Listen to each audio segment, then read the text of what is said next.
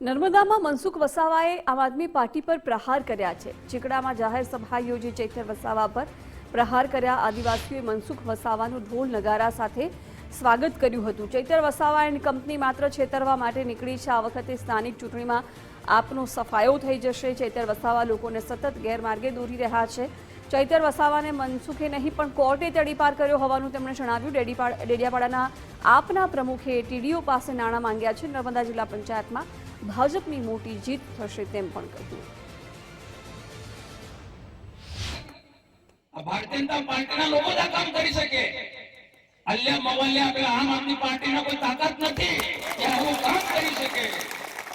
અને સીધી વાત છે ને ભાઈ, તમારે કહેવાનું જ્યારે મત લેવા જાવ તો તમારે કહેવાનું કે કેન્દ્રમાં ભાજપની સરકાર છે, રાજ્યમાં પણ ભાજપની સરકાર છે, અને તાલુકા અને જિલ્લામાં પણ ભાજપની સરકાર આવવાની છે।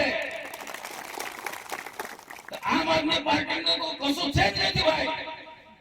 અમારા ઘણા નેતાઓ કહે છે, ખાસ કરીને નરેશ પટેલ, આપણે આદિજાતિ કલ્યાણ મંત્રી, એમ કહે છે ને એના ભાષણની અંદર કે જેની દુકાન જ નથી એ ઉધાર આપવા નીકળ્યું છે। જેની પાસે દુકાન જ નથી એ ઉધાર આપવા નીકળ્યો છે। આ ઠગવા નીકળ્યા છે આ લોકો। વિધાનસભામાં લોકો ને છેતરીને લઈ ગયા, મફત આપીશું, મફત આપીશું, મફત આપીશું।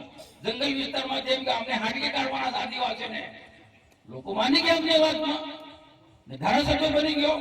પણ હું તમને વિશ્વાસ અપાવું છું, આ તાલુકા પંચાયત, જિલ્લા પંચાયતમાં આપણે એમનું ભાન કરાવી દઈએ, એના સુપડા સાફ કરી નાખે।